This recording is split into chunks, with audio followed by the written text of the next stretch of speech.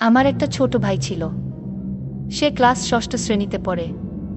সে আমাকে প্রায় বলতো, আপু আমি তোমাকে বিয়ে করতে চাই। তার মুখে এসব কথা শুনে আমি বলেছিলাম এ হয় না। তারপর একদিন রাতে হোটেলে নিয়ে যা করেছিলা তা যদি জানতে চান তাহলে গল্পটি মনোযোগ দিয়ে শুনুন। আমার নাম সুমাইয়া। বাবা মায়ের আদুরে একমাত্র মেয়ে আমি। আমার পরিবারে 2 ভাই 1 বোন। আমার বড় ভাইয়ের নাম আবুল আর ছোট ভাইয়ের নাম শিমুল। আমি কলেজে 2nd ইয়ারে পড়ি। আমার বয়স 20 বছর। আমার লাইফ আর 10টা মেয়ের মতো স্বাভাবিক না। অনেকেই বাজে মন্তব্য করতে পারেন। কিভাবে বিচার করবেন সেটা আপনাদের ইচ্ছা। আমি কলেজের 1st ইয়ারে পড়ি। আমার ছোট ভাই শিমুল মাত্র ক্লাস 6ষ্ঠ শ্রেণীতে পড়ে। শিমুলকে আমি ছোটবেলা থেকে অনেক স্নেহ করতাম। শিমুলকে আমি বোকা ভাবতাম, কারণ ও সব সময় বোকা হয়ে থাকত। আমরা 2 জন একই রুমে থাকি। শিমুল ভূতের গল্প পছন্দ করে। শিমুল যখন ছোট ছিল তখন আমি ওকে ভূতের গল্প পড়ে শোনাতাম। শিমুল ভূত এবং ভূতের গল্প ভয় পায়। শিমুলকে যখন ভূতের গল্প শোনাতাম তখন গল্প শুনে ভীষণ ভয় পেত, কিন্তু তারপরেও গল্পগুলো শুনত। কলেজে ওঠার পর আমার মনটা সবসময় অস্থির হয়ে থাকত। কলেজের ছেলেগুলো সবসময় আমার পেছনে লেগে থাকত। আমি কাউকে পাত্তা দিতাম না, কারণ আগে মনে করতাম আমার পরিবারের সবাই খুব সম্মানিত। আমার উচিত আমার পরিবারের সম্মানটা ধরে রাখা। একদিন শিমুল কোনো এক ভূতের ছবি দেখে মোবাইলে। মুভি দেখে ও ভীষণ ভয় পায়। এতটা ভয় পায় যে নিজের বিছানায় একা ঘুমাতে ভয় পাচ্ছিল। শিমুল আমার কাছে এসে রিকোয়েস্ট করে যাতে আমি ওর সাথে গিয়ে ঘুমাই। আমি প্রথমে ওকে নিয়ে খুব হাসাহাসি করি, কিন্তু আমি দেখি ও সত্যিই ভয় পেয়েছে। কিছুতেই একা ঘুমাতে যাবে না। কিছু উপায় না পেয়ে আমি ওর সাথে শুতে গেলাম। আমার উদ্দেশ্য ছিল এই যে শিমুল ঘুমিয়ে পড়লে আমি নিজের বিছানায় ফিরে আসব। অনেকক্ষণ হয়ে গেলে আমি ভাবলাম শিমুল ঘুমিয়ে পড়েছে। নিঃশব্দে ওর বিছানায় ছেড়ে নিজের বিছানায় চলে এলাম। কিছুক্ষণ পর শিমুল ঘুম থেকে উঠে বসে। আমি দৌড়ে নিজের বিছানায় ছেড়ে ওর কাছে গেলাম। ও ভয়ে চিৎকার করছে। আমি শিমুলকে বললাম, কি হয়েছে তোর? শিমুল বলল, আপু তুমি আমাকে রেখে অন্য রুমে চলে গেলে কেন? আমি একা একা থাকতে ভয় পাই। তাছাড়া আমি ভূতকে বেশি ভয় পাই। ও কান্না করা শুরু করছে। আমি শিমুলকে সান্ত্বনা দিয়ে বললাম, লক্ষ্মী ভাই আমার, তুই আর কাঁদিস না। আমি কথা দিলাম কাল থেকে তুই আমার রুমে একসাথে ঘুমাবি। সত্যি বলছো আপু? কাল থেকে আমি তোমার রুমে ঘুমাবো? হ্যাঁ সত্যি বলছি। আমার ভাই একা একা রুমে ভয় পেয়ে কষ্ট পাবে, এটা আমি চাই না। আমি বুঝতে পারলাম ও ভীষণ ভয় পেয়ে আছে। আমি কোনো উপায় দেখলাম না। শিমুলের পাশে শুয়ে পড়লাম। শিমুল কিছুক্ষণ পরে ও চিৎকার মেরে উঠল। আমি বললাম, কি হয়েছে শিমুল? শিমুল বলল, আপু আমি ভূতের স্বপ্ন দেখেছি। শিমুল তখন ভয় পেয়ে গেল। আমি বললাম, আমি তো তোর পাশে আছি। শিমুলকে আমি যতখানি বোকা ভেবেছিলাম আসলে সে ততখানি বোকা না। এখন থেকে প্রতি রাতে শিমুল আমার রুমে ঘুমায়। একদিন রাতে শিমুল আমাকে এমন একটা কথা বলল যা শোনার পর আমার দম বন্ধ হয়ে আসছিল। ও আমাকে বলল, আপু তুমি অনেক সুন্দর। আপু আমি তোমাকে বিয়ে করতে চাই। আমি বললাম, বোকা তুই এসব কি বলছিস? আমরা বিয়ে করতে পারবো না। কেন আমরা বিয়ে করতে পারবো না? আমি বললাম, কারণ আমরা ভাই বোন। শিমুল জিজ্ঞাসা করল, ভাই বোন হলে কেন বিয়ে করতে পারবে না? আমি বললাম, যাদের মাঝে রক্তের সম্পর্ক আছে তারা একে অপরকে বিয়ে করতে পারে না। ধর্মে নিষেধ আছে, না মানলে পাপ হয়। শিমুল বলল, নবী আদমের যুগে তো তারা বিয়ে করেছিল। শিমুলের কথা শুনে চমকে উঠি। শিমুলকে জিজ্ঞাসা করি, কে ওকে বলেছে এসব? শিমুল বলল, ওকে কেউ বলেনি, ও নিজে অন্য একজনের কাছ থেকে জেনেছে। শিমুল আমায় বলল, আপু যদি বিয়ে করতে না পারো তাহলে আমি তোমার কাছে একটা কিছু চাইব। আমি বলেছিলাম, কি চাইবি বল, আমার কাছে থাকলে অবশ্যই তোকে দিব। শিমুল বলল, আপু আছে তোমার কাছে, তুমি প্রমিস করো দিবে। আর যদি তোমার কাছে না থাকে তাহলে আমার কোনো আপত্তি নাই। আপু আরও একটি কথা বলতে চাই তোমায়, তুমি কি জানো?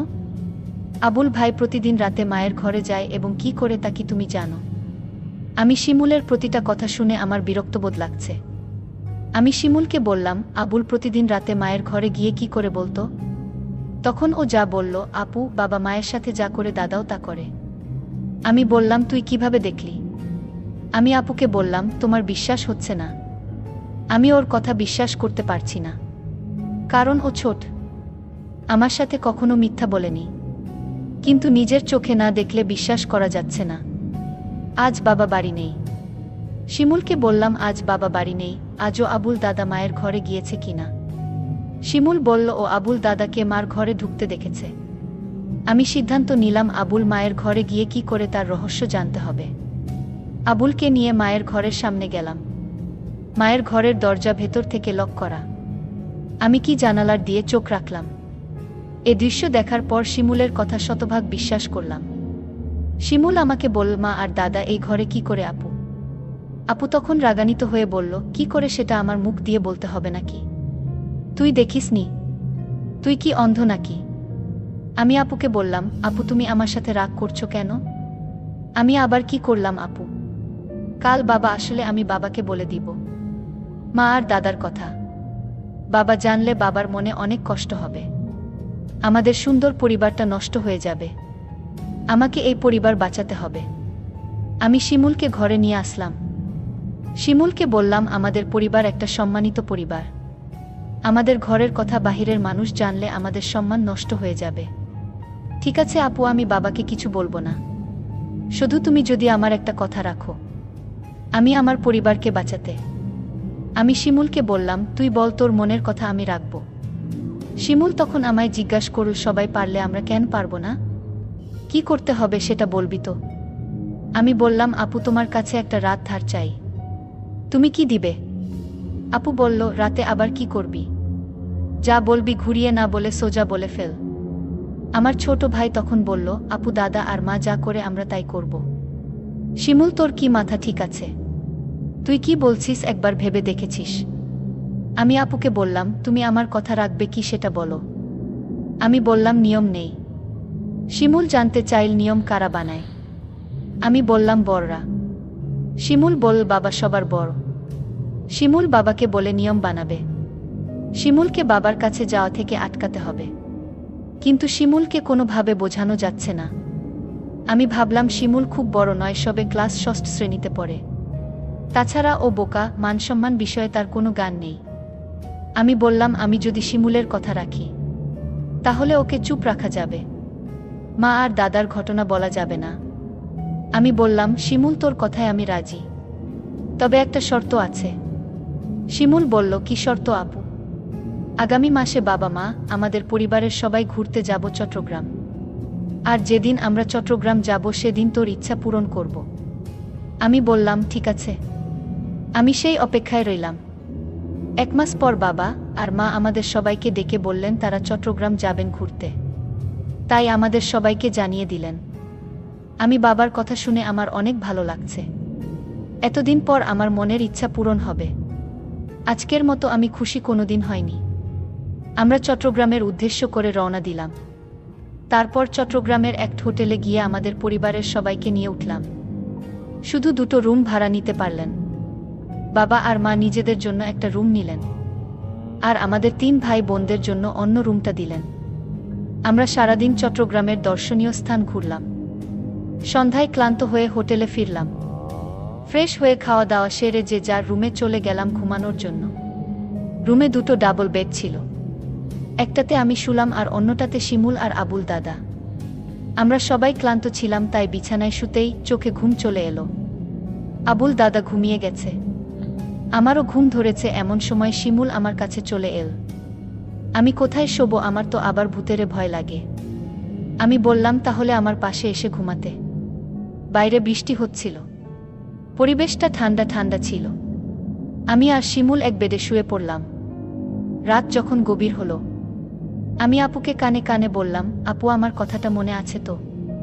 আপু বলল, মনে আছে। আপু বলল, এখন চুপচাপ ঘুমিয়ে পড়। আমি আপুকে বললাম, আপু ঘুমালে হবে, তাহলে তুমি যে আমায় কথা দিয়েছিলে তার কি হবে? আপু বলল, শোন, আজ তো পাশের বেডে আবুল দাদা শুয়ে আছে। বড় ভাই যদি জেগে যায় তাহলে সমস্যা হবে। আমি আপুকে বললাম, তাহলে এখন কি উপায়? আপু বলল, তুই চিন্তা করিস না, কাল এর একটা ব্যবস্থা করব। আপু, কাল কি ব্যবস্থা করবে? আজ পারলে না, এখন তুমি বলছো কাল পারবে। আমি তোরে কথা দিলাম, তুই একদম ঠান্ডা মাথায় ঘুমা। দেখিস আমি সকালে কি করি। তারপর সকাল হলো। আমরা একটা রেস্টুরেন্টে গিয়ে সবাই খাবার খেতে বসলাম। খাওয়া দাওয়া সেরে আমি মাকে ডাক দিয়ে বললাম, মা আমরা আজ এক রুমে আবুল দাদাকে নিয়ে থাকতে পারবো না। আপু মাকে বুঝিয়ে বলল, মা কাল রাতে আবুল দাদা এমনভাবে নাক ডাকা শুরু করছিল আমরা সারা রাত ঘুমাতে পারিনি। আমার আর শিমুলের জন্য আলাদা একটা রুমের ব্যবস্থা করে দাও। আবুল দাদা বলল, আমি মিথ্যা কথা, আমি কখনো নাক ডেকে ঘুমাইনি। আবুল দাদাকে আমি বললাম, মা আপু ঠিকই বলেছে, দাদা রাতে প্রচুর নাক ডাকে।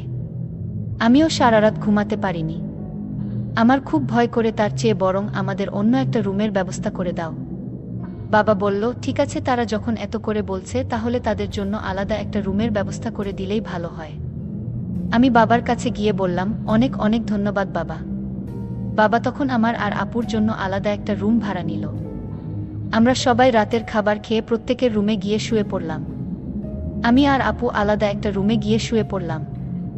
রুমের বেড এত ছোট ছিল যে দুজন থাকা খুব কষ্ট হচ্ছিল। হঠাৎ দেখলাম আপু ঘুমিয়ে গেল। আমি আপুকে ডাক দিয়ে বললাম, এই আপু তুমি ঘুমিয়ে গেলে। আমি আপুকে জোরে জোরে ডাকতে লাগলাম। আপু আমার কথা শুনছে না। আমি রাগান্বিত হয়ে আপুকে বললাম, আপু তুমি উঠছো না কেন? কিছুতেই আপু আমার কথা শুনছে না। আমি আপুকে গ্লাস থেকে পানি নিয়ে তার মুখে ছিটা দিলাম, তাও আপু উঠছে না। আমি আপুকে বললাম, এই আপু আমি কিন্তু এখনই বাবাকে দাদার ঘটনা সব বলে দিব। তুমি যদি না উঠো। তাও দেখছি আপু উঠেনি। আমি ভয় পেয়ে গেলাম। আপু ঘুম থেকে কিছুতেই জাগাতে পারছি না। আমি আর কোনো উপায় না পেয়ে বাবাকে ডাক দিয়ে বললাম, বাবা আপুকে এই যে ডাকছি, আপু তো ঘুম থেকে উঠছে না। বাবা বলল, রাত অনেক হয়েছে, তোর আপু মনে হয় গভীরভাবে ঘুমিয়ে গেছে। যা তুই শুয়ে পড়, সকাল হলে ডাকতে হবে না, এমনিতেই উঠে যাবে। আমি বাবাকে বললাম, বাবা তুমি বিষয়টা বুঝতে পারছো না। আমি আপুকে পানি ছিটা দিলাম, তাও তো উঠছে না। মা তখন আমায় বলল, তুই কি বলছিস? মা তখন আমার সাথে আপুর রুমে আসলো। মা আপুকে ডাক দিল, কোনো সাড়া নেই। মা তখন চিৎকার করে উঠল। মা কান্না করা শুরু করে দিল, আমার মেয়ে আর বেঁচে নাই, ঘুমের ঘরে মরে গেছে, আমার কি সর্বনাশ হয়েছে। সবাই রুমে আসলো আর চিৎকার করে কান্না করতে লাগলো। কিন্তু আমার মনে সন্দেহ হচ্ছিল না, না আপু এভাবে মরতে পারে না। আমি এসব ভাবতে ভাবতে আপুর বিছানায় একটা চিঠি লক্ষ্য করলাম। চিঠিটা আমি খুলে পড়তে শুরু করলাম। চিঠিতে লেখা ছিল, শিমুল ভাই আমার, তুই আমাকে ক্ষমা করে দিস। আমি তোর কথা রাখতে পারিনি, কারণ দাদার ঘটনা দেখার পর থেকেই আমার মন থেকে বাঁচার ইচ্ছা চলে গেছে। সেদিনেই আমি সিদ্ধান্ত নেই, এই পরিবারে আমি বেঁচে থাকতে পারবো না। কারণ যেই পরিবারের সম্মান থাকে না, মায়ের কার্যকলাপ আমার কাছে ভালো লাগে না। আর তোকে আমি মিথ্যা আশা দিয়েছিলাম, কারণ আমি চেয়েছিলাম দাদা আর মায়ের বিষয়টা কেউ না জানুক। কিন্তু তুই বারবার আমায় বলছিলে, তোর কথা যদি আমি না রাখি তাহলে দাদা আর মায়ের কথা তুই বাবার কাছে বলে দিবি। আর আমি কোনো পাপ করতে চাইনি, তার চেয়ে বরং আমি উপারে চলে যাই। তুই যদি সত্যি তোর আপুকে পরকালে ভালো রাখতে চাস তাহলে দাদা আর মায়ের কথা কিছুতেই বাবাকে বলিস না। আমি আপুর চিঠির লেখা পড়ে আমি চিৎকার করে কান্না করছি আর বলছি, আপু তুমি একবার উঠে আসো, আমি আর কোনোদিন তোমাকে কিছু বলবো না। তাও তুমি উঠে আও। কিন্তু মানুষ মরে গেলে কি আর জীবিত হয়? প্রিয় বন্ধুরা, আজকের গল্পটি কেমন লাগলো তা কমেন্ট করে জানাবেন। ধন্যবাদ।